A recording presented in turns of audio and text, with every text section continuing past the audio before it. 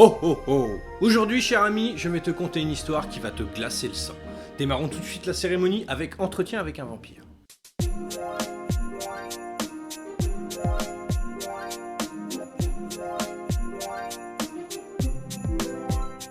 C'est un film américain réalisé par Neil Jordan en 1994. Il est l'adaptation du roman du même nom écrit par Anne Rice en 1976. Pour ce qui est du casting, on a beaucoup de grands noms, comme par exemple Tom Cruise, Brad Pitt, Antonio Banderas ou encore Tom Cruise.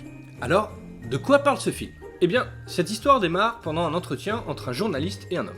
Cet homme n'est autre que Louis Pointe-du-Lac, un vampire vieux de plusieurs siècles.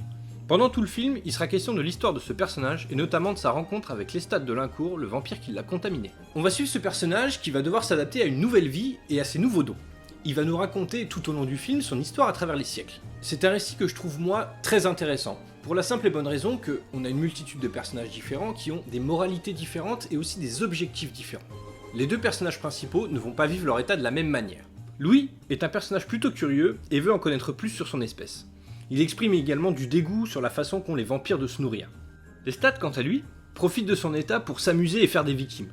On remarquera également chez lui une sorte de crainte de finir seul. Ce dernier va d'ailleurs jouer de tous les stratagèmes possibles pour garder Louis à ses côtés. Pour moi, ce sont les relations entre les différents membres de l'espèce vampire qui en font un film à part. C'est un peu différent de ce que l'on peut voir au cinéma où le vampire est le méchant, point.